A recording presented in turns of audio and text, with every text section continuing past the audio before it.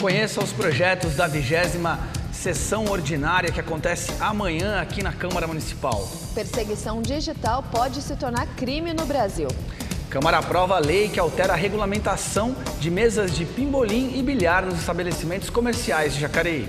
Lei garante que pessoas em tratamento de radioterapia ou quimioterapia sejam atendidas de forma prioritária em Jacareí.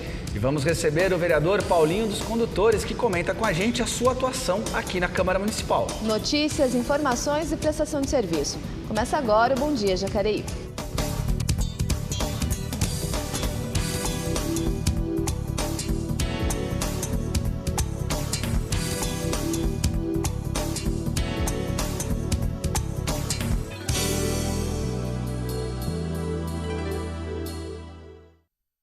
Bom dia, Jacareí. Terça-feira, mais uma vez juntos aqui, eu e Leilane Garcia, compartilhamos com vocês uma edição do Bom Dia Jacareí, o seu telejornal matinal aqui na TV Câmara Jacareí. Bom dia, Leilane. Bom dia, Elton. Bom dia para você aí de casa que nos acompanha pela TV ou também pelo nosso portal da Câmara, lá no YouTube ou também no Facebook. Você pode interagir com a gente através das nossas redes sociais, enviando perguntas para os nossos convidados, comentando aqui as nossas reportagens também. E para iniciar nosso jornal com as informações locais e também com as das agências públicas, vamos ao quadro Giro de Notícias.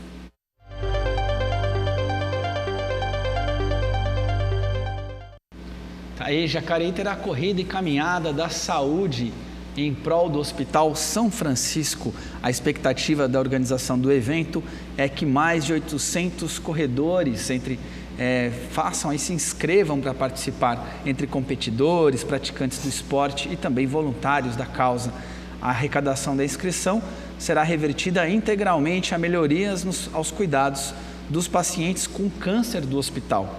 A corrida será no dia 22 de setembro, com largada no Parque da Cidade e será disputada nas categorias geral, pessoas com deficiência e uma exclusiva para os médicos. Mais informações você encontra lá no site minhasinscrições.com.br/evento/corrida e caminhada da saúde. Está aí, corrida então em prol do Hospital São Francisco aqui em Jacareí.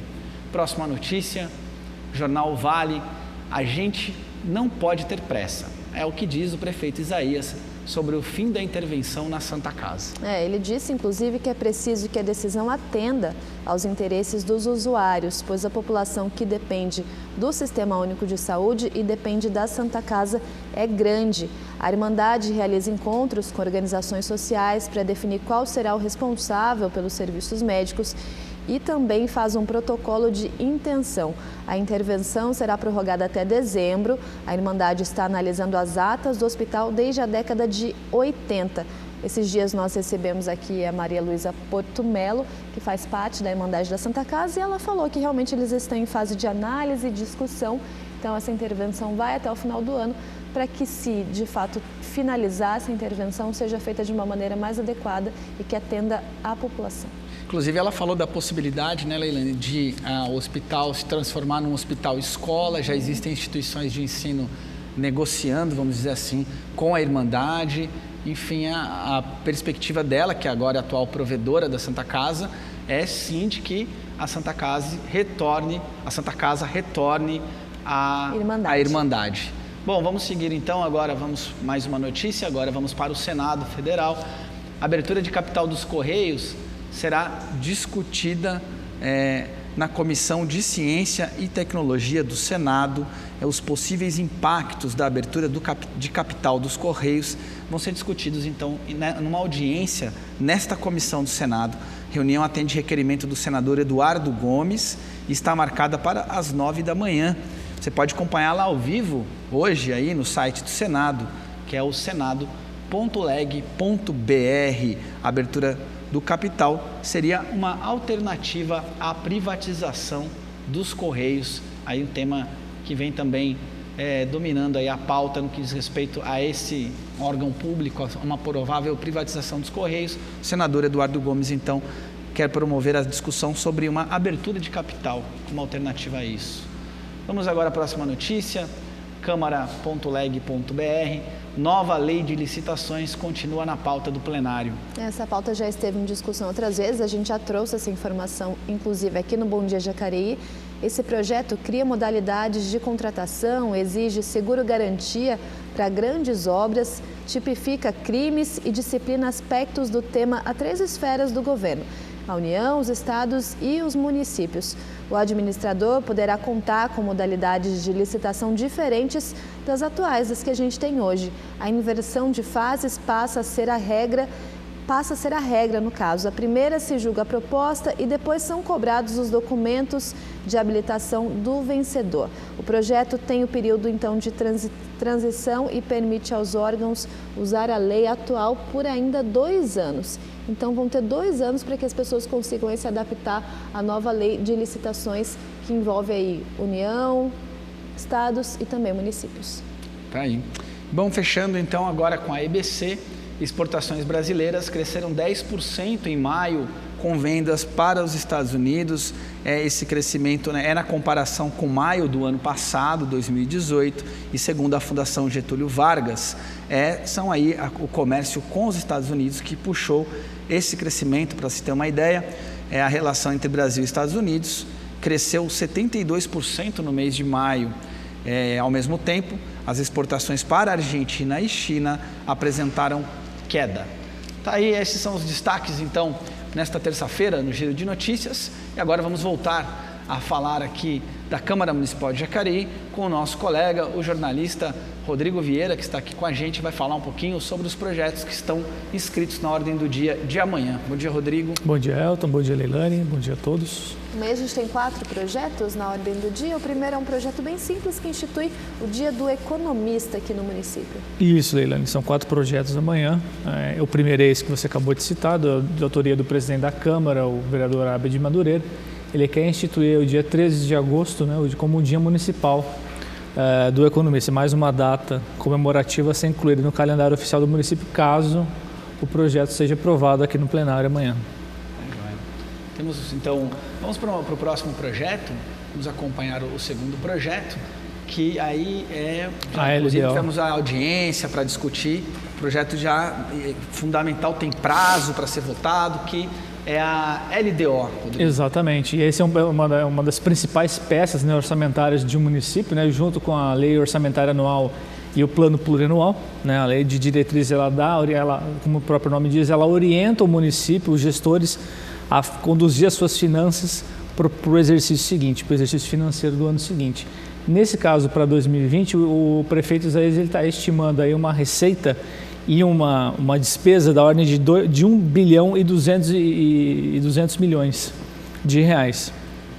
Aí você pegar esse montante que ele está estimando, 1 bilhão e 245,9 milhões vai para a área de saúde, para ser investidos nas reformas de unidade, construção de novas unidades, e a questão do hospital, né, do pronto atendimento, da UPA Dr. Telmo, 237,5 milhões para a educação, 208 milhões para o serviço pro SAI, para o Serviço Autônomo de Água e Esgoto. É um grande investimento que o prefeito está fazendo. A gente teve aqui notícias também da questão da retomada, né, do córrego do Turi, sim, com os piscinões. Isso faz parte Está previsto então para 2020? Está previsto, esse orçamento de 208 milhões para o SAI. Grande parte desses recursos também vai, como o próprio serviço faz, ele também trabalha como obra, né? Grande parte do serviço também, não só de tratamento de água e coleta de esgoto, mas também obras do município. Então o SAI tem esse fundamento importante para a cidade e ele vai continuar fazendo esse trabalho. 114 milhões para o setor de infraestrutura, aí relaciona o grande chamariz aí desse caso, no caso da infraestrutura, é a terceira ponte, né, que está aí já em fase inicial de licitação, já tem uma desapropriação de área, já tem um estudo, o projeto executivo já está sendo feito, então quer dizer, o projeto está em andamento, o prefeito, muito provavelmente pelo que o prefeito diz nas informações para a imprensa, ele deve começar já a obra ainda esse ano. Então, e aí falando das despesas, falando das receitas, de receita própria, que são aquelas de arrecadação de impostos, taxas e contribuições do município, IPTU, IPVA, ISS, somam 227 milhões. E os repasses, que é repasse, por exemplo, do ICMS, que é o repasse, que é um imposto estadual, ou o IPVA, que também é um repasse estadual, e o Fundeb, que também no caso federal, daria 353 milhões. Então, ao todo, de receita própria do município, 551 milhões. Isso é o que o prefeito vai ter de antemão, vamos dizer assim, fruto das arrecadações para poder trabalhar. O restante vem de outras contribuições, que não só dessas receitas próprias, mas de investimentos. Investimentos de recursos que vêm da arrecadação de tributos do pagamento de impostos dos servidores, né? Da aposentadoria e esse tipo de situação. Vale lembrar que como se trata de lei orçamentária, são duas discussões na Câmara, a primeira amanhã e a segunda na semana que vem, que é a última sessão antes do recesso parlamentar do mês de julho. Então, a Câmara tem essa obrigação, tem esse prazo para ser cumprido, que é na semana que vem fazer essa segunda discussão. No caso, a gente teve uma audiência pública para discutir isso, que acaba já facilitando o processo da votação, né? Ele já vem para vamos dizer assim, vem para o plenário já discutido, se espera, né, amplamente discutido pelos vereadores e com a prefeitura, na audiência pública, foi a ocasião para isso. O Celso Florencio veio aqui na semana passada, esses dados que eu acabei de apresentar fizeram parte dessa apresentação que você comentou, dessa audiência que foi realizada aqui na semana passada, e esses dados estão lá, né? já são públicos, de fácil acesso para todos, inclusive no site oficial da Prefeitura você tem acesso a essas informações, no site da Câmara você também pode ter acesso a essas... Como que o prefeito vai utilizar os recursos para o ano que vem, está lá tudo descrito, item por item,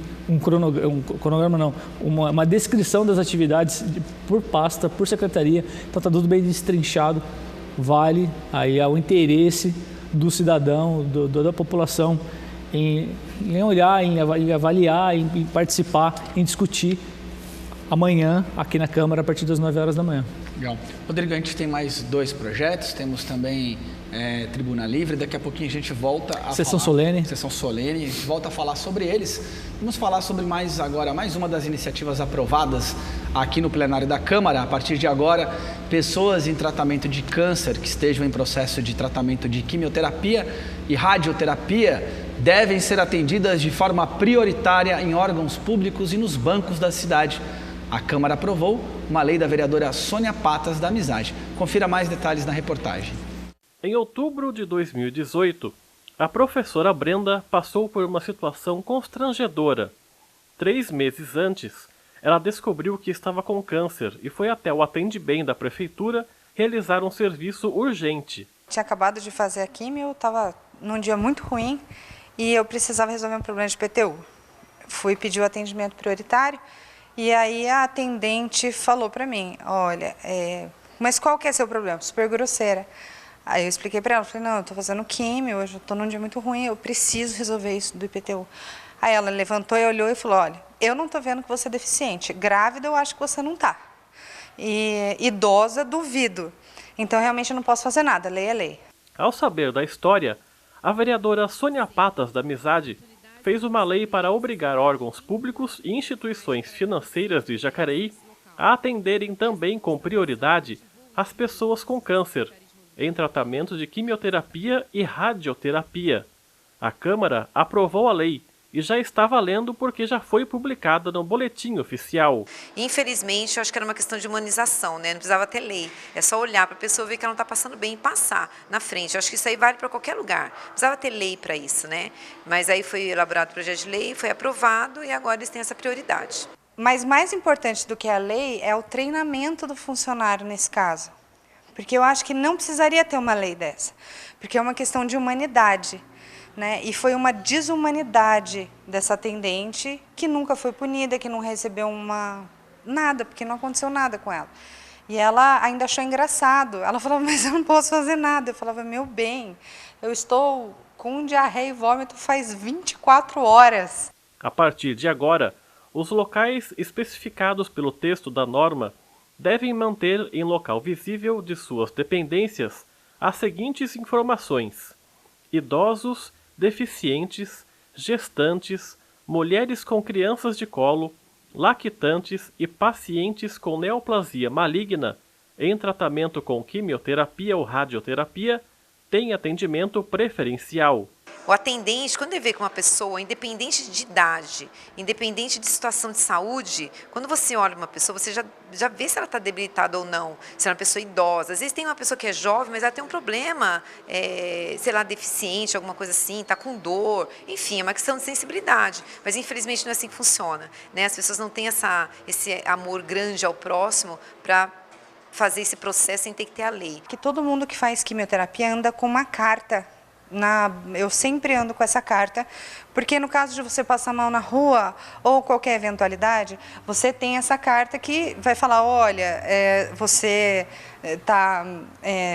tem que se direcionar para tal hospital, o medicamento que ela pode tomar é tal, para não dar reação cruzada. Então, as pessoas podem mostrar essa carta. Eu até ofereci no dia, eu falei, eu tenho uma carta que prova, mas não interessava naquele momento. Então é muito importante. O descumprimento da lei pode acarretar para as instituições financeiras algumas sanções, como advertência e multa.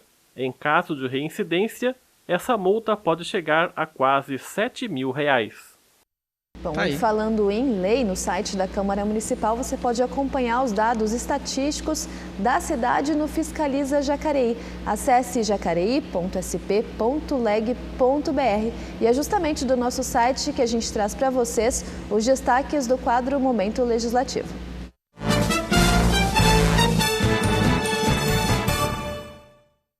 Bem, começamos com o vereador Luiz Flávio do PT, que aí mandou o requerimento à EDP Bandeirante para a substituição de poste de madeira lá na rua Lothar Schultz, conjunto São Benedito, região leste da cidade. Próximo vereador Arildo Batista, também do PT, pede a remoção de lama seca e pedras no asfalto e bocas de lobo da rua Flávio Freitas, nas Chácaras Reunidas e Igarapés, lá na região oeste da cidade. E finalizando o momento legislativo desta terça-feira, o vereador Valmir do Parque Meia Lua, do DC, quer informações sobre a falta de pavimentação de algumas vias do bairro Rio Comprido, região leste de Jacareí. Aí, vamos seguir agora então com as informações da 20ª sessão ordinária, que acontece amanhã. Rodrigo, mais 2 projetos. Mais 2 projetos, o próximo é o da vereadora Márcia Santos. Ela quer fazer valer aí uma lei de 2017, a Lei 13.360, que dá aos usuários do Sistema Único de Saúde, né, nas UBS, nas unidades de pronto atendimento, a possibilidade de você medir, você medir a qualidade do serviço prestado por essas unidades através de um totem. A instalação de um totem eletrônico, interativo, que a pessoa vai poder ir lá acessar e fazer uma avaliação da qualidade do serviço prestado por aquela unidade. Essas informações, elas são mensalmente coletadas pelos gerentes dessas unidades e enviadas para o Conselho Gestor da unidade, que é aquele órgão colegiado formado por representantes da comunidade, inclusive, e também enviado para a Câmara Municipal, esse relatório. Então, é uma forma que a vereadora está encontrando de colocar a sociedade na participação, no debate sobre a qualidade do serviço prestado pelo Sistema Único de Saúde aqui em Jacareí. Já é algo que existe na iniciativa privada, no comércio, a gente muitas vezes encontra, se avalia o atendimento, não necessariamente com totem, né? Às vezes está ali no caixa, mas então seria a implementação de totem nas unidades de saúde. Nas unidades de saúde. É uma forma, até as próprias ouvidorias de alguns municípios têm esse dispositivo, né? De uma forma de você ter uma avaliação do usuário, né? Porque muitas vezes o usuário não liga, né, na ouvidoria para poder fazer a reclamação.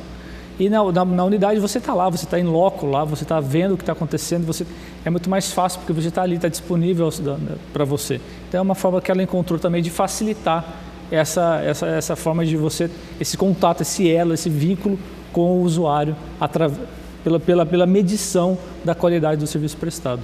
Legal. E o outro projeto, o último projeto, vamos ver aqui, projeto de lei, do SAI, né? Aí altera a estrutura administrativa do SAI, é um projeto de autoria do prefeito.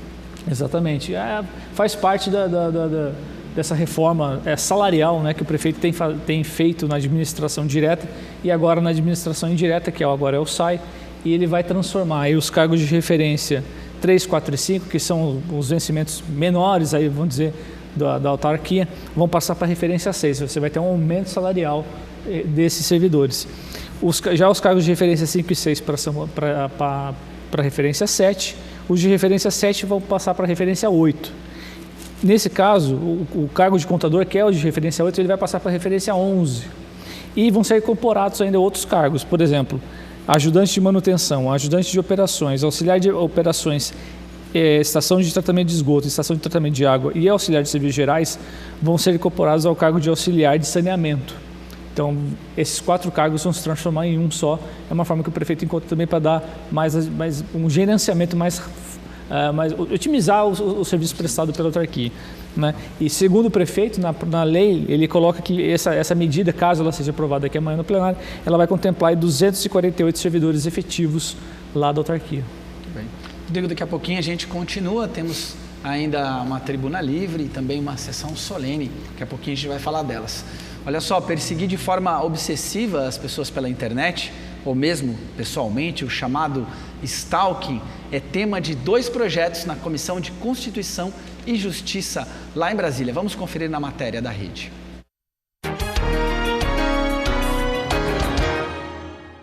Você entrar no perfil de outra pessoa e tenta saber um pouco mais sobre ela e procurar o que ela fez na noite anterior. Rapaz, já fiz algumas vezes já, mas só algumas vezes. Todo dia! Eu adoro stalkear. Nas redes sociais, stalkear virou gíria para quando a pessoa gosta de dar aquela espiada em outros perfis. Mas cuidado, isso pode ser algo grave se essa prática se tornar obsessiva e causar medo na vítima. O termo vai muito além do universo cibernético e serve para definir um perseguidor insistente. Brenda sofreu uma perseguição física há 3 anos, quando estudava na Universidade Federal do Amazonas. Nessa época, fez amizade com um colega de outra universidade, quando cursaram uma disciplina em comum. No começo, aquela colegagem mesmo, conversar assuntos banais do dia a dia e tudo mais. Aí ele descobriu que a gente morava próximo do outro. Aí teve um dia que eu estava indo para casa, ele perguntou, você já está indo para casa? Eu vou contigo. Aí foi comigo. Aí ele começou a pegar o mesmo ônibus que eu pegava, perguntou onde eu estudava, ele estudava em outra universidade. Aí ele mudou o trajeto dele para pegar o mesmo ônibus que eu pegava. Aí isso começou a me assustar um pouco, aí eu mudei de ônibus. Aí ele se mudou. Só que como ele tinha colegas onde ele morava, que era perto de mim, ele começou a frequentar o bairro. Aí isso já foi me assustando. Aí um dia ele foi na minha casa, quem atendeu foi meu irmão, perguntando por mim e tudo mais. Aí, a partir disso, eu bloqueei ele em todas as redes sociais, no Instagram, no Facebook. No Brasil, a prática de stalking por si só não é crime, mas apenas uma contravenção, com prisão de 15 dias a 2 meses ou multa. 2 projetos do Senado querem que, nesses casos, a prisão seja obrigatória, sem a possibilidade de conversão em multa e com penas mais altas. Todo crime que nós vimos todo dia nas televisões, que a violência, a morte, ela começa com a perseguição. Então, a perseguição não é um incômodo, não é uma pessoa irritada com a presença do outro, é o contrário. A perseguição é tirar a liberdade da pessoa, desassosegá-la, aterrorizá-la, até chegar no dia que esse encontro acontece, coisas fatídicas como nós estamos vendo todo dia no país. Hoje você tem diversos casos já denunciados de pessoas que passam a ser vítimas de um assédio constante, programado, reiterado, através principalmente das redes sociais, o que prejudica a sua estabilidade emocional, prejudica a sua atividade profissional. Isso tem que ser combatido, sob pena de você transformar as redes sociais em uma armadilha para pessoas. E a grande questão, no caso da perseguição ou do stalker, é de fato o outro não perceber a necessidade de respeitar limites. E isso não se resolve com encarceramento. O nosso sistema penal, nós sabemos já que ele é um sistema falho. As pessoas entram ali de uma forma A e saem pior, porque de fato ele não vem conseguindo regenerar as pessoas. Para as vítimas de stalking, Frank recomenda que seja preservado todo o contato feito via digital. Isso inclui mensagens, e-mails e WhatsApp. Comunique a alguém próximo que você está em um cenário de perseguição e procure um advogado especializado em crime digital. Se você não tem condições de contratar procure a Defensoria Pública ou o auxílio de núcleos de prática jurídica. Hoje eu percebo como isso me deixou com medo, assim, meio paranoica. Hoje em dia eu não consigo mais ter aquela tranquilidade. Eu sempre vejo se tem alguém ao meu redor, me observando, fico nervosa. Pessoas quando me mandam mensagens assim, em rede social que eu não conheço, já bloqueio. Então teve um impacto negativo assim na minha vida. O mais interessante, na verdade, para uma sociedade digital, que é uma realidade nova a todos nós, é que se desenvolva políticas públicas de educação, de conscientização, de orientação sobre o respeito aos limites de privacidade do outro.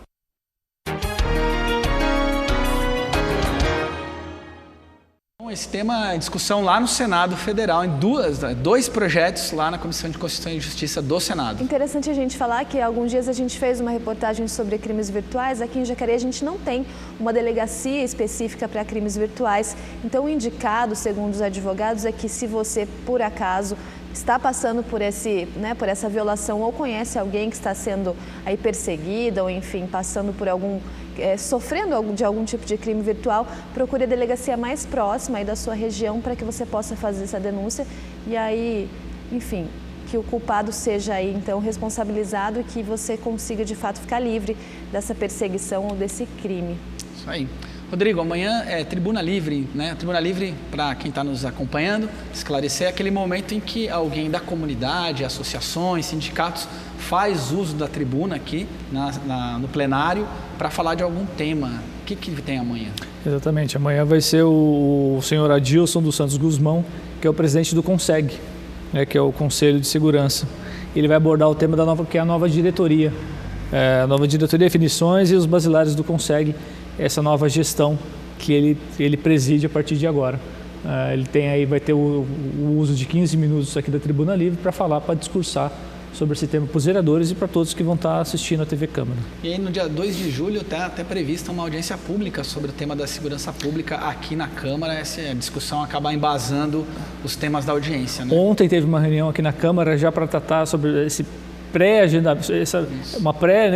audiência para tratar dessa definição dessa audiência que vai acontecer aqui na Câmara. É um tema importante, um tema relevante de participação da sociedade. E a última questão também dessa sessão teremos uma sessão solene antes do início da sessão, né, que vai ser aí a concessão dessa laurea de mérito, prefeito Dr. Telmo de Almeida Cruz. Vale lembrar que essa homenagem ela foi feita por um decreto, né, do ex-vereador Edinho Guedes, em 2012, e nesse ano vão ser homenageados aí na Câmara 11 servidores aposentados. Essa laurea ela trata de servidores públicos municipais que foram aposentados. Então o IPMJ, que é o Instituto de Previdência do município, ele indica esses servidores aposentados. Nesse caso foram 11, para esse ano foram 11 servidores indicados. Eles vão receber essa laurea de mérito aí que foi instituída pelo ex-vereador Edinho Guedes. Legal. Rodrigo, muito obrigado então, a sua participação. Amanhã, 20ª sessão ordinária, 9 da manhã, 4 projetos, Tribuna Livre e uma sessão solene dentro da sessão ordinária. Isso aí, obrigado a vocês, bom dia. Bem, a gente vai para um breve intervalo, daqui a pouquinho vamos voltar com o vereador Paulinho dos Condutores. Não saia daí, voltamos já.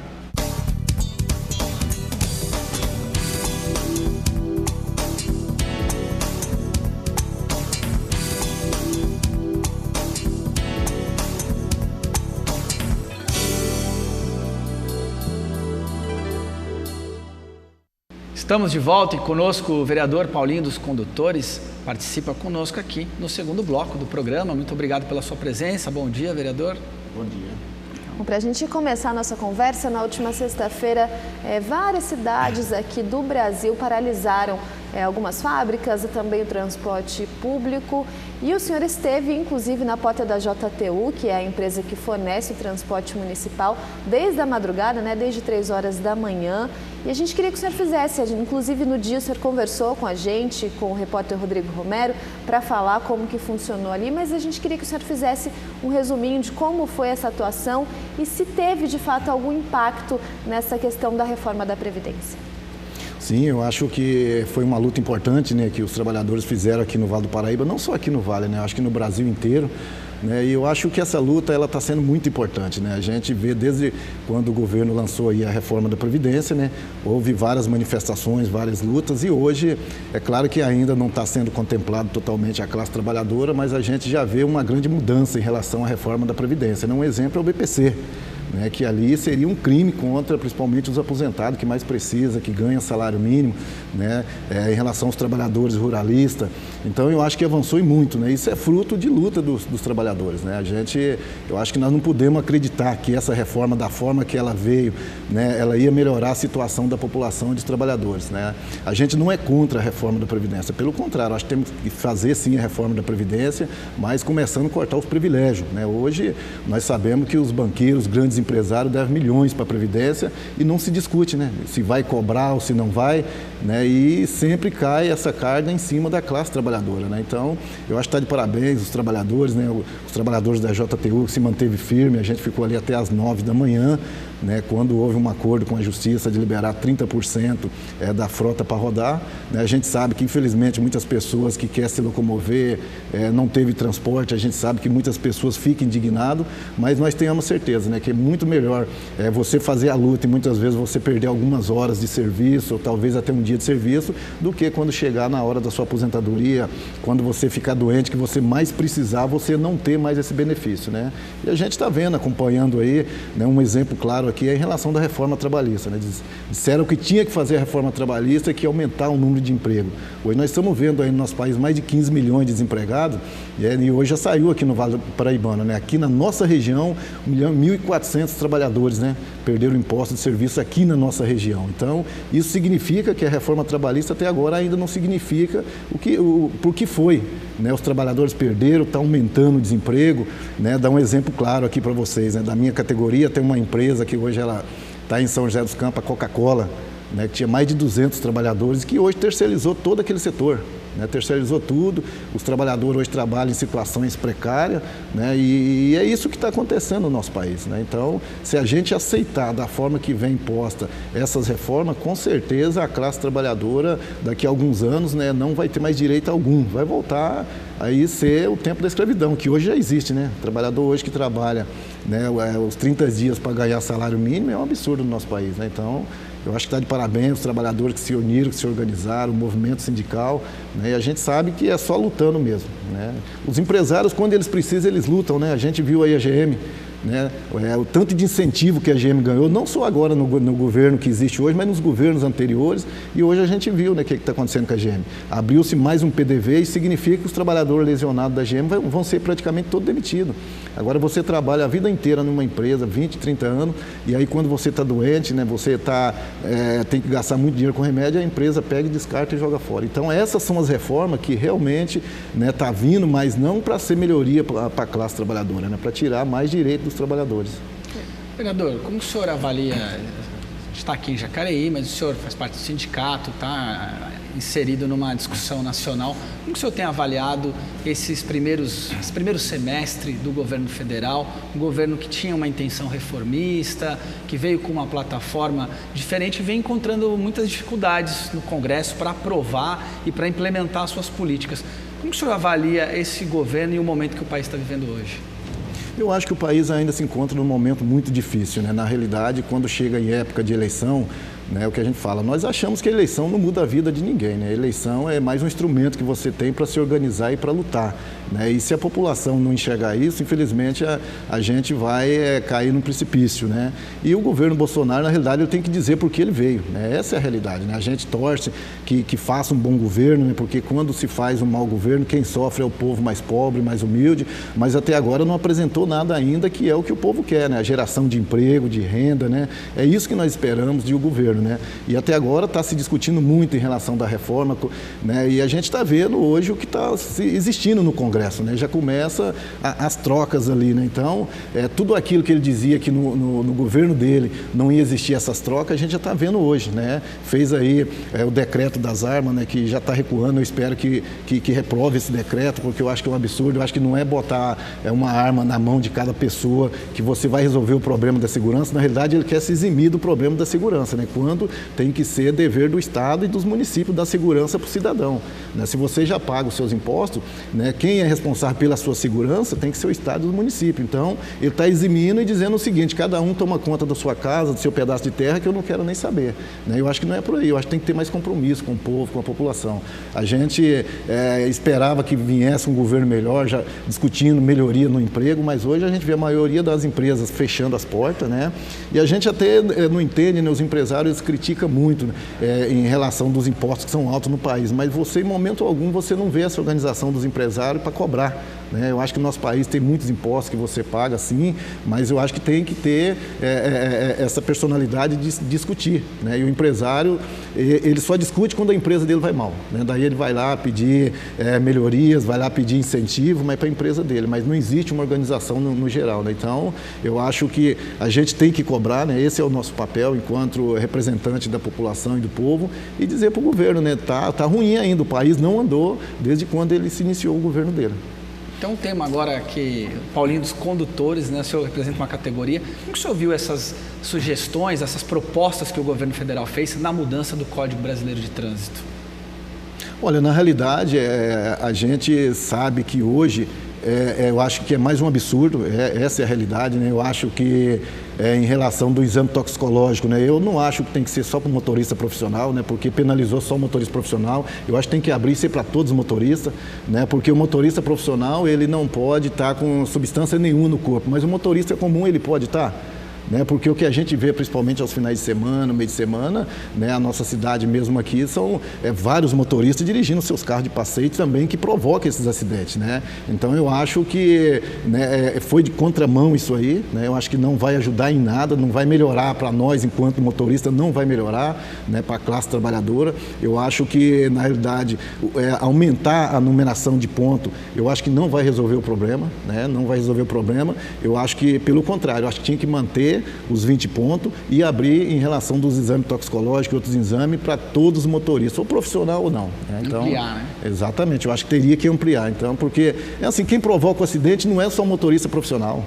Né? Você acompanha as estatísticas aí, né? Os acidentes são envolvidos em todos os motoristas, seja ele profissional ou não, seja de carro de passeio, ou carro trabalhando, ou seja caminhão ou carreta, todos eles se envolvem em acidente. Então, eu acho que teria que ampliar para todos os motoristas. Isso aí. Bom, vamos falar de um projeto então agora que foi aprovado aqui na Câmara, de autoria do vereador Paulinho, que está aqui com a gente. É uma lei que permite aos donos de bares e estabelecimentos semelhantes a terem no máximo 3 mesas de bilhar ou outros equipamentos de jogos como pibolim. Vamos conferir a matéria agora. A Alceu tem esse bar em Jacareí há 40 anos. No estabelecimento, essa mesa de bilhar atrai fregueses e até aumenta um pouco o rendimento do seu comércio. Mas até pouco tempo atrás, ter uma peça como essa em um comércio era proibido, se o proprietário não tivesse o alvará para funcionar. Para mim é muito importante, porque sem a mesa a gente tem dificuldade para vender mais, sabe? E com a mesa você, por exemplo, o cara quer jogar, vai tomar uma cervejinha, né? Um refrigerante, alguma coisa assim, né? Ajuda muito. Sobre isso, a Câmara Municipal de Jacareí aprovou um projeto de lei para complementar a redação do Código de Normas da cidade. A lei já está em vigor porque foi publicada no Boletim Oficial do município. De autoria do vereador Paulinho dos Condutores, a partir de agora, todos os comerciantes podem colocar tanto mesas de bilhar como as de pebolim e fliperama.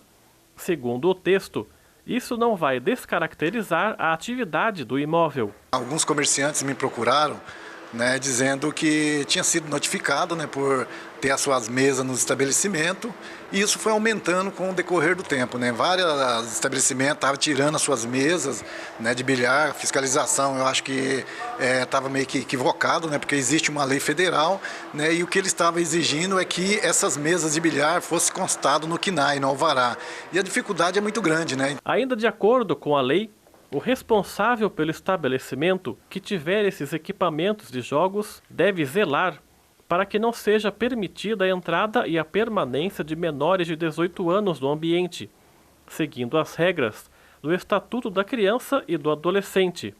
E para o Alceu, o lucro do seu negócio sobe muito por causa da presença da mesa de bilhar. Uma média assim, quantos por cento o senhor acha que influencia de aumentar o seu lucro do seu bar tendo uma mesa, assim, mais ou menos? Mais ou menos 60%. Sem a mesa a gente fica desguarnecido, né? Tem que ter a mesa, não pode faltar não. Para que os comerciantes possam trabalhar tranquilamente e ter ali no seu estabelecimento uma mesa de bilhar, né? Até mesmo porque ajuda no sustento, para pagar os aluguel, né? E a gente colocou esse projeto na Câmara, né? A gente agradece a todos os vereadores que votou favorável e que já foi para o prefeito sancionou e que hoje é lei, né? Hoje, cada estabelecimento comercial, né, ele pode ter até 3 mesas de bilhar no seu estabelecimento sem ter problema nenhum, né, com a fiscalização, pode trabalhar tranquilamente. O projeto de Paulinho recebeu uma emenda do vereador Juarez Araújo. O objetivo foi limitar a 3 o total de mesas de bilhar por comércio, proibindo ainda o uso de equipamentos que caracterizem jogos de azar, como o bingo, por exemplo. Eu limitei 3 mesas, por exemplo, porque acima de 3 mesas, a lei diz, né, que se torna clube. E para se tornar clube, então as pessoas teriam que mexer com a sua documentação. Então, para evitar de acontecer isso, eu limitei apenas 3 mesas de bilhares para poder as pessoas poderem ter esse benefício nos seus comércios e escapar de ter que mexer com a lei. A ideia da emenda foi somar junto com o projeto para melhorar o texto desse projeto, que sem dúvida veio beneficiar bastante gente da nossa cidade. A gente preocupado com isso, a gente fez essa lei, né, não incentivar, né, o jogo de azar e também, né, a lei ela não serve, né, muitos talvez acham que está liberado para menores, não, ainda existe a lei proibindo a questão dos menores e a gente sabe, né, que os comércios da nossa cidade têm essa responsabilidade, os menores não podem utilizar, mas sim as pessoas, né, maior de 18 anos que possam utilizar e ali tirar o seu tempinho, o seu horário de lazer para jogar a sua sinuquinha. Quando a gente pensa, né, em projeto de lei, muitas vezes já é para regulamentar alguma coisa que já existe. No caso ali a gente viu o personagem da matéria que grande parte do movimento do estabelecimento comercial dele vem das mesas de bilhar. Então, fazendo um projeto de lei para que as pessoas se adequem, talvez seja uma maneira também de ajudar a cidade a crescer. Sim, com certeza. Eu acho que esse projeto ele foi muito importante, né? A gente, quando assumiu aqui nessa casa, né, vários comerciantes me procurou, né? E eu passei a fazer uma pesquisa e em vários bares já tinha sido multado aqui na nossa cidade, né? Existe uma lei federal que tem uma regulamentação federal e a municipal aqui ainda não tinha, né? Então, eu acho que de uma forma equivocada a fiscalização chegava e trabalhava em cima dessa lei federal, né? E a gente conseguiu fazer aqui esse projeto de lei, né? Fazendo uma regulamentação municipal, que eu acho que é importante, várias cidades já têm, né? E com isso hoje os donos do estabelecimento possam ter aí, né, esse instrumento que é a mesa de bilhar, né, para que as pessoas possam utilizar e sem problema nenhum. Não é deixar claro a questão de jogo eletrônico, não é disso que diz o projeto, né, vereador? Não é isso, né? Inclusive, alguns me questionaram perguntando em relação dos jovens menos de 18 anos se podia. Não pode, né? Isso é uma lei federal, né? E os donos do estabelecimento sabem disso, né? E eles com certeza cumprem essa lei para não deixar as crianças estar utilizando na mesa de bilhar. Essa regulamentação já existe e é federal. É federal, exatamente. Não impactou nisso? Não teve problema nenhum. Bom, você pode opinar sobre os projetos em tramitação aqui na Câmara Municipal, lá no Vota Cidadão, disponível em nosso site, jacareí.sp.leg.br. Vamos conhecer agora mais uma dessas iniciativas que está lá, pronta para ser votada aqui na Câmara.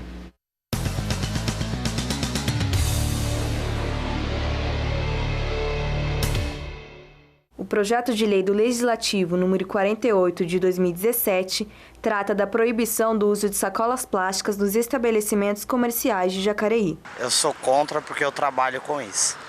Para mim diminui o custo das pessoas, né? E de estar comprando. E para mim também é importante porque eu trabalho com sacos plásticos, né? Eu vendo disso, eu vivo disso.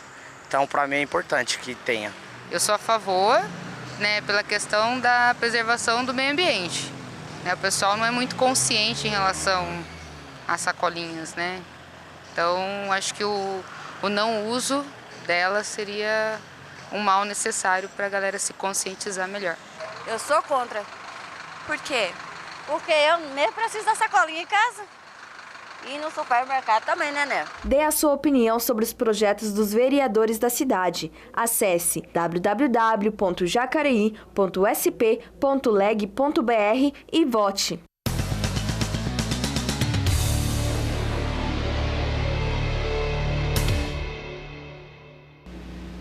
Aí, tem uma oportunidade de opinar sobre os projetos. Os vereadores protocolam os projetos, eles passam pelas sessões, pela Comissão de Constituição e Justiça, aí eles ficam aptos, né? Estão prontos para vir para o plenário. E aí ficam lá no site, ficam lá no Vota Cidadão, você pode opinar, dar a sua opinião. Vereador, vocês costumam, às vezes tem uma ideia de um projeto, aí sai, vai ouvir a população e às vezes percebe que aquele projeto vai ter muita resistência. Isso impacta na hora de criar um projeto, uma proposta? Sim, bastante, né? Eu acho que principalmente eu, né? Eu ouço muito a população, né? O que a população reivindica, o que vai ser melhor, o que não vai. E em cima disso a gente faz todo um estudo, né? Para ver se vai impactar ou se não vai, né? Quais são os benefícios que vai trazer para a população, né? Eu acho que isso é muito importante. Primeiro a gente fazer a pesquisa e ver o que a população está achando do projeto, né? Para depois a gente trazer aqui para o plenário. Quando a gente fala em população, aí tem um projeto do senhor que entrou na pauta da última sessão ordinária, mas agora ficou para o dia 21 de agosto, se eu não me engano, que é um projeto que altera o horário das sessões ordinárias, justamente pensando nessa questão da participação da população. A ideia é levar a sessão ordinária para mais tarde, né, no caso para as 4 horas da tarde, para daí já quase estar ali no finalzinho do expediente de trabalho para a população vir. Quais são os argumentos aí que o senhor usou para defender essa ideia da gente realmente mudar das 9 horas da manhã para as 4 horas da tarde a sessão ordinária? Primeiramente, a gente conversou com várias pessoas, né? E até enquanto eu não estava vereador, eu percebia muito isso, né? Eu trabalhava e ficaria quase que impossível estar vindo na sessão de Câmara às 9 horas da manhã, né?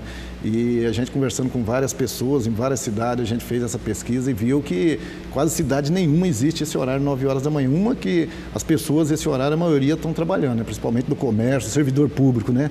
A gente teve aí várias votações do aumento de salário, mudança de referência servidor público, muitos querendo vir e não teve condições de vir, né? E a gente sabe que, né, se voltar para a noite, né, e principalmente o horário que eu coloquei às 16 horas, iniciando às 16 horas, primeiramente você vai ler os requerimentos, pedido de informação e os projetos mais polêmicos vai começar a votação a partir das 18 horas, né, desde quando começou as sessões, né, que a gente está como vereador, né, a gente fez certinho aí para ver, nunca ultrapassou de 6 horas, no máximo 5, 6 horas, né, quando tem muito projeto, né, para ser votado. Então, provavelmente deve estar terminando pelas 10 horas da noite. Esse horário ainda tem ônibus para a população vir, para voltar para os seus bairros, né? E é um meio de você aproximar mais a população da Câmara Municipal, de conhecer mais o trabalho dos vereadores, de estar aqui, de cobrar, né? Porque eu acho que quando você vota um projeto que tem bastante gente cobrando, é melhor, que você discute mais com a população, né? Eu não sou muito, assim, desse vereador achar que não tem ninguém na Câmara, né? Eu acho que sendo oposição ou não, estando contra a favor do projeto, é importante você ter aqui as pessoas aqui discutindo, cobrando, né? Isso faz com que você se sinta mais importante, que você veja com mais amplitude a situação das pessoas, né? Porque você que mora no Veranejal, Irajá, é muito difícil você vir durante o dia, você está trabalhando, né? E como que você vai vir na sessão de Câmara? E tem projetos importantíssimos, principalmente agora que a gente está caminhando para 1 ano e meio do final do mandato, eu acho que vai aparecer muitos projetos importantes que as pessoas vão ter que estar aqui na Câmara para se discutir, para ver o que vai fazer, audiências públicas, né? Então, é nesse sentido que a gente fez esse projeto. Uma das críticas levantadas é a questão dos gastos. Inclusive, o Jornal Vale divulgou uma pesquisa feita aqui pelo RH da própria Câmara Municipal, dizendo que tem um leve aumento aí nos gastos. Porque daí precisaria ter equipe, gastaria energia elétrica, enfim, seriam alguns gastos acrescidos aí na folha mensal da Câmara Municipal. Como é que a senhora avalia isso? É pertinente, não é pertinente? Sim, eu acho que é pertinente. Eu acho que voltar para a noite é tudo que a população quer, a sociedade quer. E se a gente for pensar nisso, eu acho que tem que fechar o Congresso Nacional inteiro, né? E fechar todas as câmaras e prefeitura. Essa é a realidade. Porque se a gente for pensar nisso, você não constrói mais UBS, não constrói mais postinho, porque não adianta você construir e não ter médico, né? E é isso que nós lutamos para a saúde, né? Não adianta você construir uma estrutura, mas quem vai atender o povo? Não vai, né? Não adianta você ter uma casa dessa aqui, que é uma das melhores aqui do Vale do Paraíba, né? E você não ter o povo aqui, não ter o público, né? Eu tenho certeza que se fazer uma pesquisa, né, e a gente viu os 2 anos que se passaram, né, o orçamento dessa casa aqui devolveu dinheiro para a prefeitura, né, foi devolvido dinheiro para a prefeitura e a Câmara ela tem que trabalhar com o orçamento dela, então tem que ser investido aqui na Câmara Municipal, investir na população e fazer com que volte para a noite, você vai dar um pouco mais de liberdade para que as pessoas venham aqui. Então, eu acho que não justifica muito essa questão de dizer que vai ter mais gasto ou não, né, e a gente vai insistir, né, a gente vai começar a fazer as pesquisas na rua, conversar com a população, com as pessoas, também que converse com os vereadores que eles votaram para que cobre, para que as pessoas possam vir, né, à noite aqui na Câmara Municipal, nas sessões de Câmara. É só uma vez por semana, né? É uma vez por semana só, né? Se a sessão de Câmara fosse todo dia, tudo bem, mas é uma vez por semana, né? Eu acho que não tem, né? Nós, enquanto vereador, a gente foi eleito para o povo para estar 24 horas à disposição do povo e da população. Eu acho que a gente, enquanto vereador, né, não tem que dizer se o horário é ruim ou é bom, né? Eu acho que tem condições, tem estrutura para isso e nós temos que dar nesse conforto para a população. O projeto volta em agosto, então, né, vereador? Se eu não me engano, aqui no dia 20... É isso mesmo, né? 20... Se eu não me engano, dia 21 de agosto. 21 de agosto. 5 sessões, né? 5 sessões, foi adiado. Então deve voltar. Vocês aí já estão se mobilizando, o senhor já está conversando com outros vereadores, tem 2 emendas, né? Tem uma emenda do vereador João, não lembro agora. Da Sônia e da Lucimar. E da Lucimar. Da Lucimar, exatamente. A sua proposta é começar às 16 horas. Às 16 horas. É por que às 16 horas que a gente fez? Porque geralmente você começa com os pedidos de informações, as moções, né? Os requerimentos e os projetos mesmo começará a votação a partir das 18 horas, né? E a população começa a sair do trabalho às 5 horas da tarde. Então às 18 horas daria um tempo hábil, né, para que as pessoas chegassem aqui até a Câmara e vesse a votação dos projetos, né? Principalmente o servidor público, que muitas vezes quer acompanhar alguns projetos polêmicos, que mexe diretamente com a estrutura deles, né? A população em geral. Então, por isso que a gente pensou no horário das 16 horas. Tá bom. Muito bem, vereador. Vamos ver agora, a gente estava falando aí de bilhar, falamos de regulamentação de jogos. Existe um projeto no Senado para que cassinos, bingos, videojogos e até o jogo do bicho possam voltar a funcionar dentro da lei. Vamos acompanhar na reportagem agora. O brasileiro gosta de apostar. Só as loterias federais arrecadaram quase 14 bilhões de reais em 2018. Mas os jogos que não são do governo, como cassinos e bingos, estão proibidos desde 1946. O Senado voltou a discutir esse assunto com um projeto que pretende legalizar os jogos de azar e gerar receita para a segurança pública. Quem defende a legalização diz que ela vai gerar mais de 600 mil empregos e desenvolver o turismo.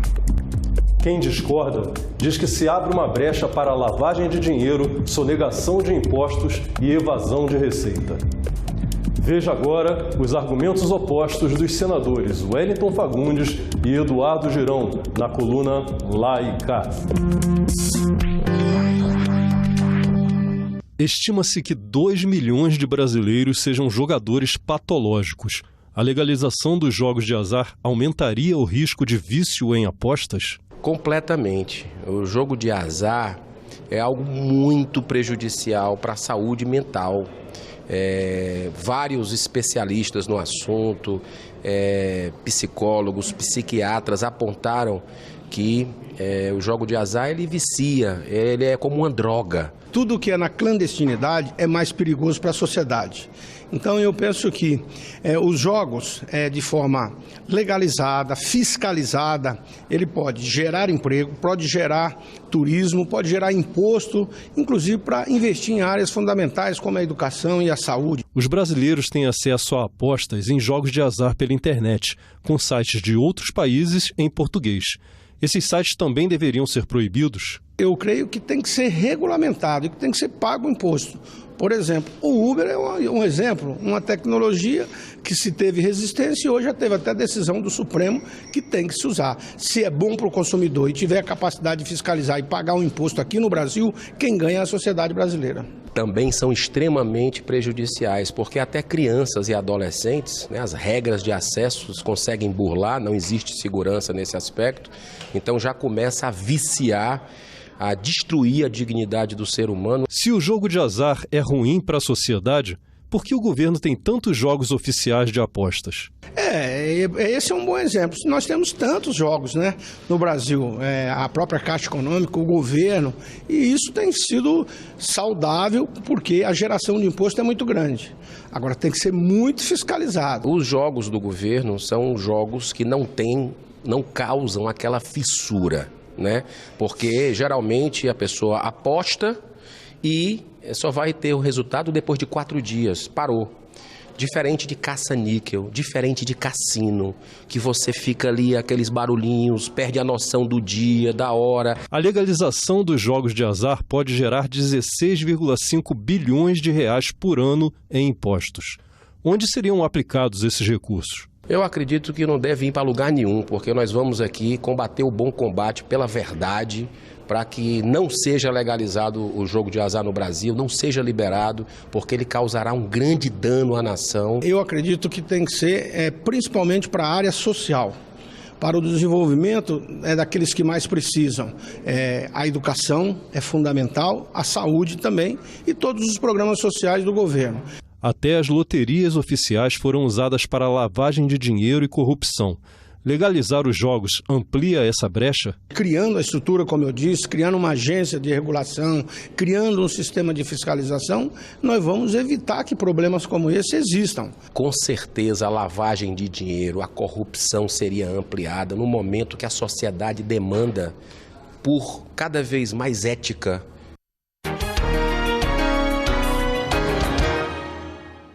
Aí a discussão não é de agora, essa discussão sempre, né, vem em volta e mexe com a questão do turismo, economia.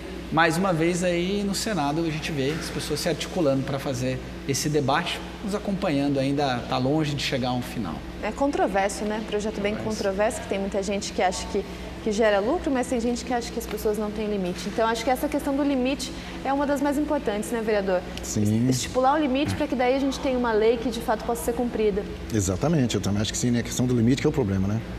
Isso aí. Muito bem, o Bom Dia Jacareí vai ficando por aqui. Vereador, obrigado pela sua presença. Eu que agradeço vocês, né? Estamos sempre à disposição e estamos aí às ordens aí fazendo o nosso trabalho aí. Tá? Faltou assunto para a gente conversar, então o senhor tem que voltar outra vez aqui para a gente colocar tudo no jornal de uma vez só. Sim, com certeza, será um prazer. Estamos aí sempre à disposição de vocês aí, da população de Jacareí, tá?